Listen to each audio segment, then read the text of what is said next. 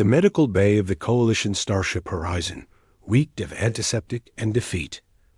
Lieutenant Marcus Webb stood in the doorway, observing the scene with growing disgust. 3 Coalition medics hovered near the entrance, their postures rigid with bureaucratic finality.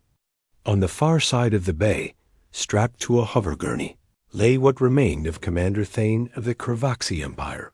The alien warrior was massive, even in his broken state. His forearms hung limp at his sides, 2 of them twisted at unnatural angles.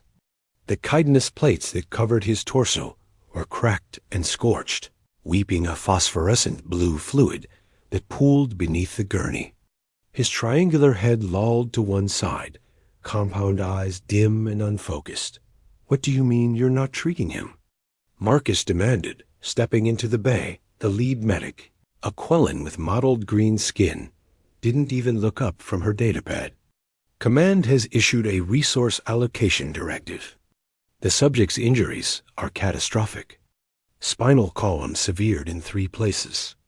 Neural pathways disrupted. Even with our best efforts, the probability of meaningful recovery is 0.03%. He's a decorated officer," Marcus said. "He held the line at Baraxis Station while we evacuated 2,000 civilians." "That changes nothing," the Quellan replied coldly.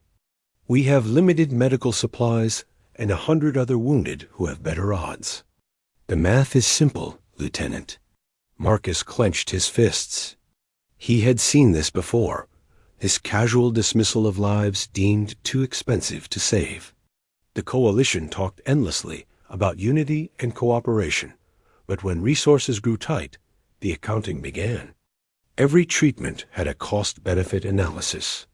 Every life had a price tag. Has anyone asked him what he wants? The Quellan finally looked up, her lateral eyes blinking in sequence. "The subject is heavily sedated. Pain management protocols only." He wouldn't understand the question. "Then reduce the sedation." "Lieutenant Webb, I don't take orders from you." Marcus stepped closer, lowering his voice to something dangerous. "You're right. You don't. But I'm asking you, one sapient being to another, to give him a chance to speak for himself before you condemn him to die in silence." The Quellan's face remained impassive for a long moment. Then she gestured to one of her assistants, a spindly Vorthan who scurried to the gurney and adjusted something on the IV feed. Minutes passed. The medical bay's ambient hum filled the silence. Then Thane's eyes began to brighten, the compound facets catching the overhead lights.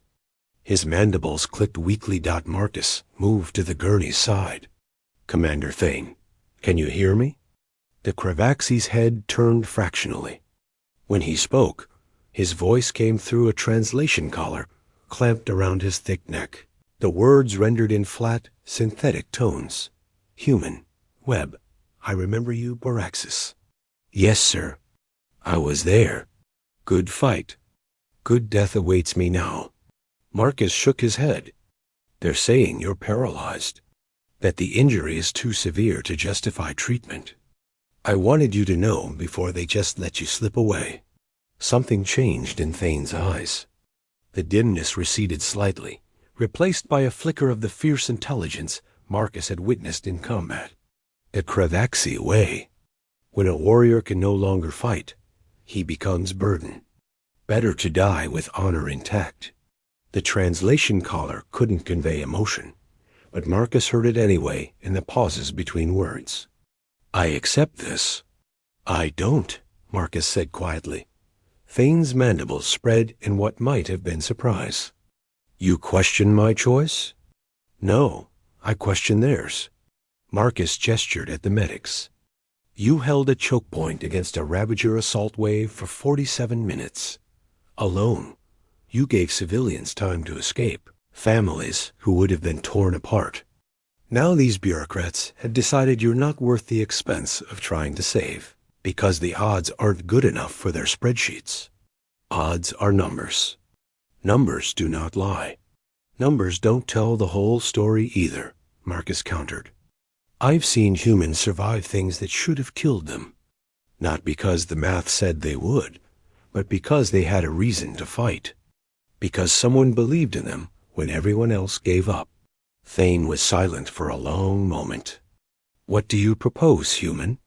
You are not medical officer. Marcus straightened. No, but I'm a soldier who knows a warrior when I sees one. And I'm also stubborn as hell. He turned to face the Quellan medic. What would it take? To try to save him? She consulted her datapad.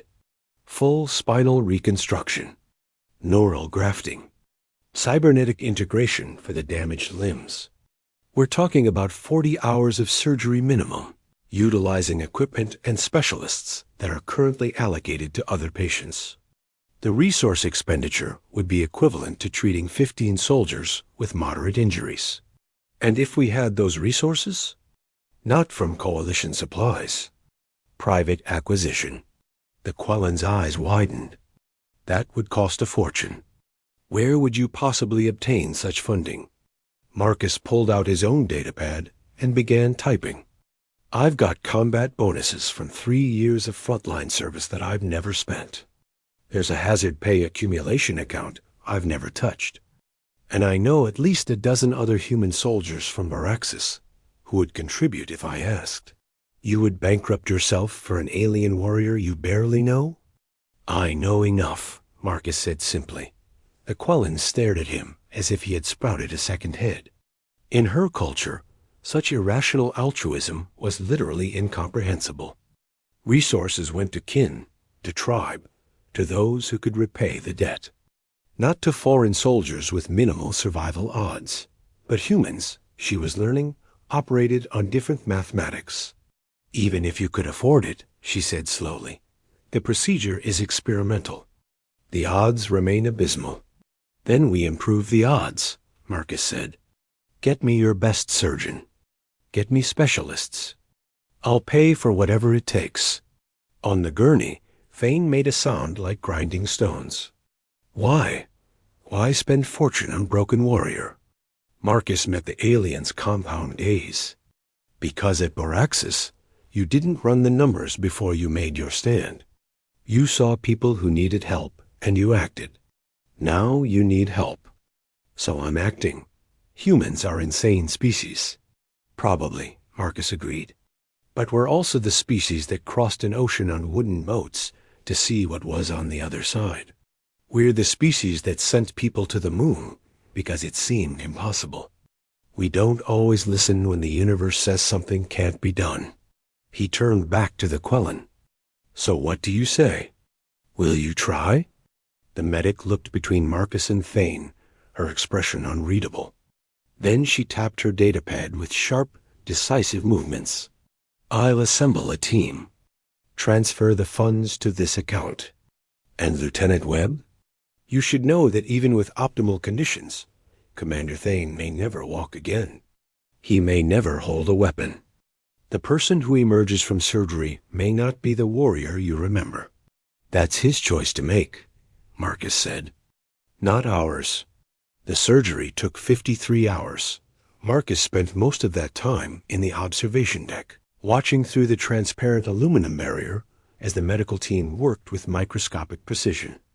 They rebuilt Thane's shattered spine segment by segment, grafting synthetic neural tissue to bridge the gaps where organic material had been destroyed. They installed cybernetic interfaces along his damaged limbs, connecting mechanical actuators to surviving nerve clusters. Other soldiers came and went. Some brought food that Marcus barely touched.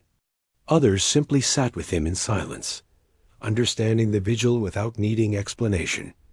When it was finally over, the lead surgeon, a human specialist named Dr. Rivera, emerged looking exhausted but cautiously optimistic. He's alive, she said. The grafts took better than expected. His own biology is incredibly resilient, fighting to repair itself even as we worked.